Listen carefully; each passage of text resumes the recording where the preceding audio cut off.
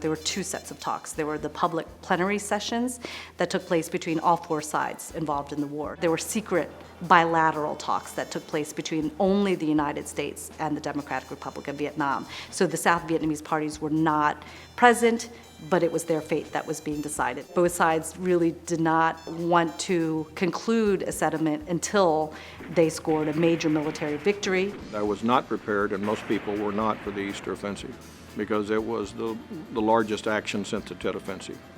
There were three major attacks at Quang Tri and Kon Tum and An Loc.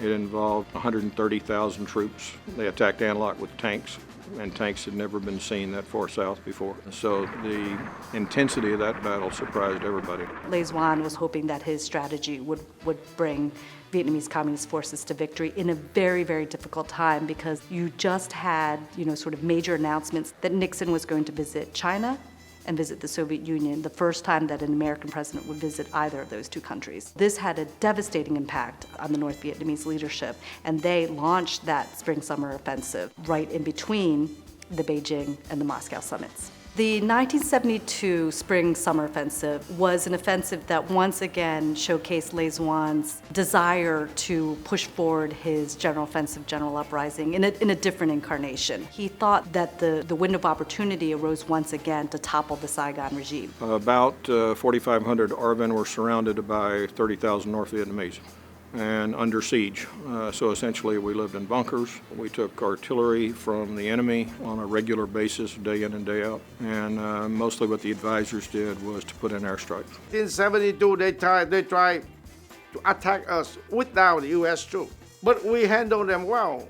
Just because the U.S. support, they still have a supporting airplane, B-52, and also some Navy from the outside support. So we need just support, no ground troop. We win that, and we control our country well. In a very real sense, the Vietnamese won a great victory in '72. And in fact, Nixon declares Vietnamization a success. But parenthetically, they were a success with massive amounts of U.S. support.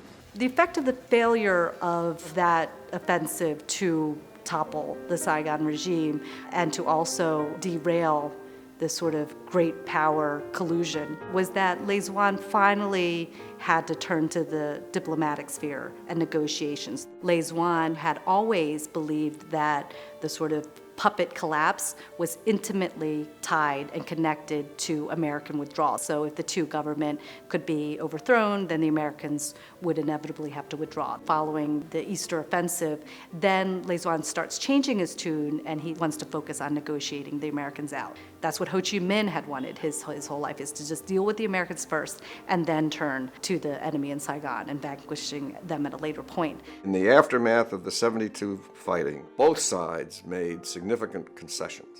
American concession was that we had been insisting all through the war that the condition of any peace agreement had to be that North Vietnamese troops would withdraw. And we dropped that. The Vietnamese side had been insisting for all those years that we would have to oust President Thieu and dismantle his government and create a so-called government of national unity. Then they dropped that demand.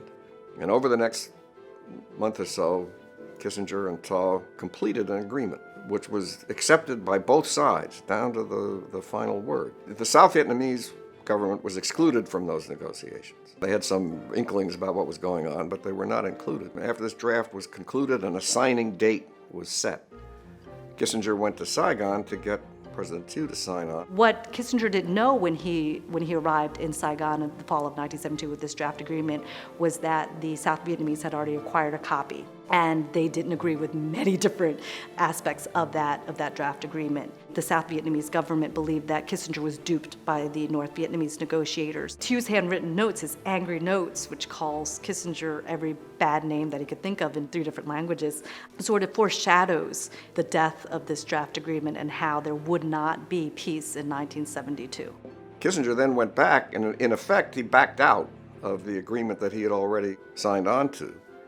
and we resumed negotiations to try to meet the South Vietnamese objections. When the renegotiation broke down in December, Kissinger and Nixon decided to resume bombing North Vietnam and carry out these heavy raids in and around Hanoi and Haiphong, and that was what became known as the Christmas bombing. Vietnamese communists called this 12 days of darkness because the skies were darkened by all the bombs that fell. This was, B-52 raids that this fell continuously over North Vietnam. And a few days after that, a new agreement was reached, which differed in no significant way from the agreement that had already been reached in October. The claim that the bombing forced the North Vietnamese into accepting a peace agreement this is not just speculation or logic, it's proved. You can read both those documents and you can see that they amounted to the same thing. So they didn't sign anything in January that they weren't willing to sign in October before that bombing took place. But two came around.